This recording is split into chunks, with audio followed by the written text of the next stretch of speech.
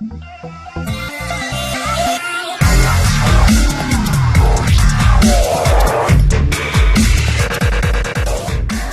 is it going, YouTube land?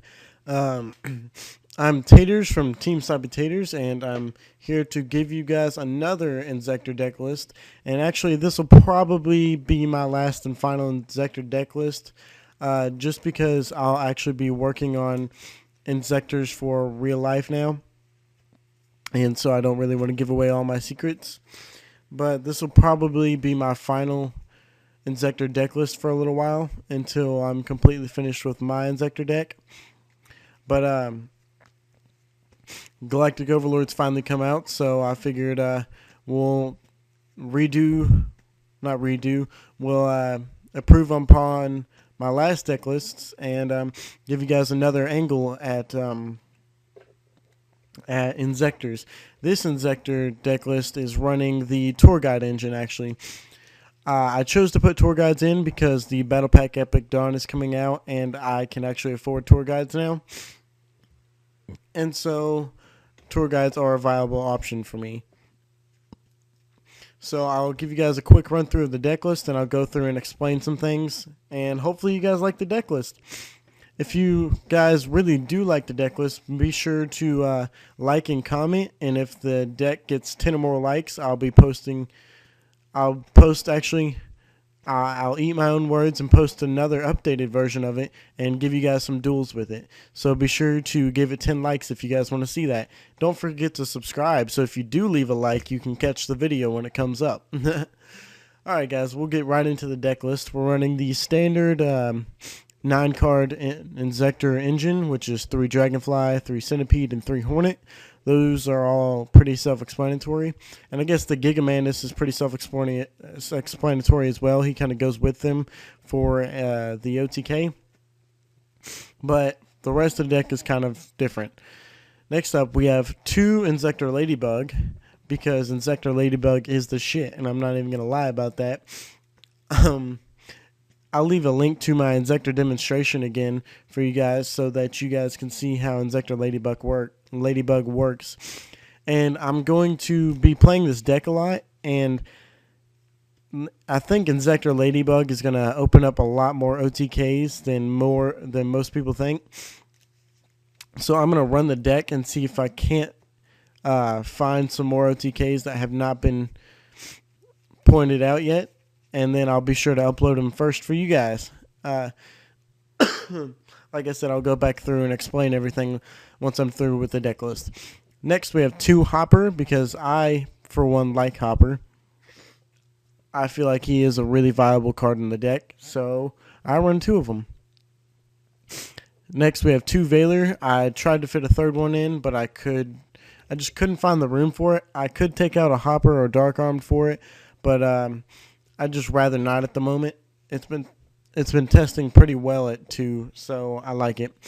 Next, we have the Tour Guide engine, which is 3 Tour Guide from the Underworld and Sangan. That's just a pretty self-explanatory engine. And why don't you guys leave down in the comments below, because there is a debate about this amongst some Inzetor players, if the Tour Guide engine, the Mystic Tomato engine, or the Card D engine is better. So, if you guys know those engines, like the Card D engine, the Tour Guide engine, and the Mystic Tomato engine for Inzetors, like I do, start a debate down in the comments on which one you guys think is better and more consistent for you. And I'll be sure to reply to your comments, and we'll get a good discussion going. Next, we have 1 Dark Arm Dragon, just because I'd like to fit a boss monster in there, and I don't want to run BLS just for the fact that I'm only running 2 Veilers. If I was running 3 Veilers, I probably would take out Dark Armed for a BLS. But I'm not, so here's Dark Armed. And for the spells, our one-ofs are Dark Hole, Book of Moon, Monster Reborn, Foolish Burial, and Heavy Storm. I like Foolish Burial. I like it early game and mid game. Late game is kind of a dead draw, and I don't really like it. But I love it like early game because it opens up your Hornet plays and stuff like that. But I do not like it late game just because it's a dead draw because you've probably run through your engine by now. If you're dragging it out that long. And we have 3 Typhos because we know likey back row. Excuse me, guys. And 2 swords for that OTK shit because that's the good shit. 2 swords is really good. Really, really good. It's that yum sauce, that potato sauce, you know what I'm saying? I'd like running 2 swords. I feel like 3 is overkill. I don't need to draw it, but it's really good when I do draw it. And we'll go ahead and head into the trap lineup. Starting off, we run 3 Call of the Haunted. 3 Call of the Haunted because it's so good in Inzectors. Inzectors with triple Call of the Haunted is the shit. You can just open up so many more plays with this card than you normally could without it. And I just feel like it gives the deck a bigger punch than it already has. It's probably the best deck out there for OTKs and like offensive power. It just doesn't have like the late game consistency that most other decks have. So I feel like Call of the Haunted really helps. Next we have 1 Warning and 1 Judgment because I feel like you don't need to run 2 Warning in this deck because you can just blow everything up, but having the 1 Warning is really good to stop certain plays. I just don't see the use for 2 Warning anymore now that Priority's gone and you can run Bottomless Trap Hole. There are still things you want a Warning though, so I like having the 1. That'll probably be my main setup from now on, which is like it's 1 Warning and 2 Bottomless. So tell me what you guys think about that because I like it so far, but if you guys still prefer the 2 Warning, let me know why because I'd like to hear an argument on that. And then Judgment is just for your power plays so you can protect them. Next you have 2 Torrential just because it's too good not to run, and 2 Bottomless because like I said, Priority is gone and I really like Bottomless's format.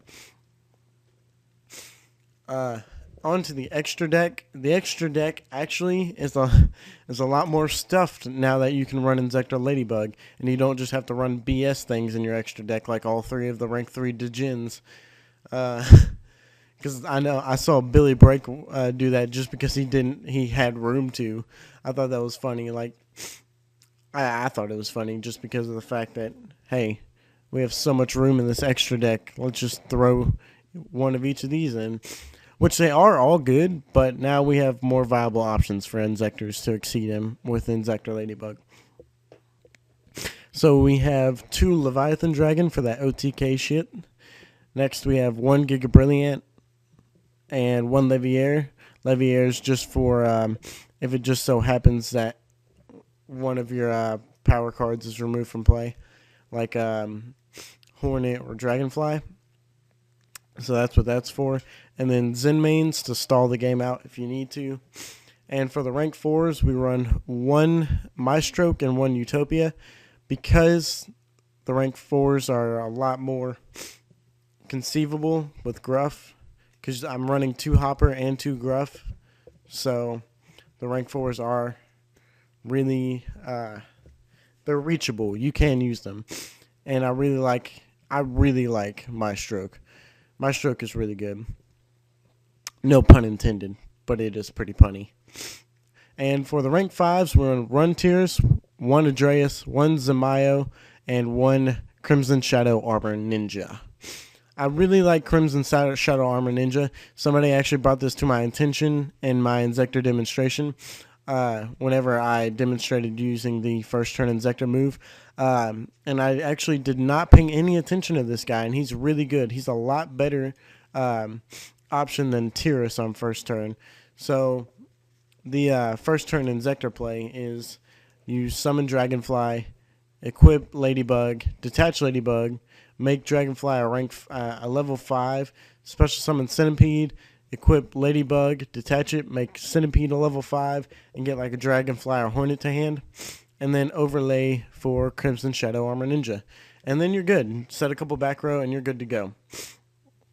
And we have one rank 6, which is Photon Strike Bouncer, because you can get rank 6s out if you like Reborn a level 6 they have, and like make Hopper a level 6, or you have 2 Hoppers on the field and you equip both of them with a Ladybug and make them level 6.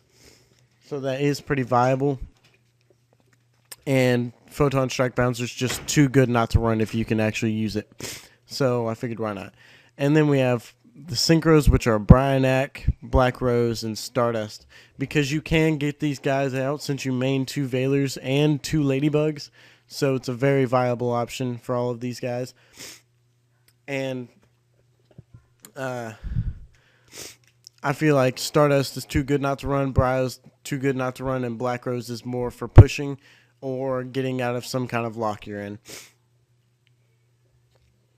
So that's the extra deck and the main deck. I haven't quite come up with a side for it yet, but whenever I do come up with it, I'll make a video for the side deck, because I know side decking is really important, but I feel like side decks are more geared toward your own play style.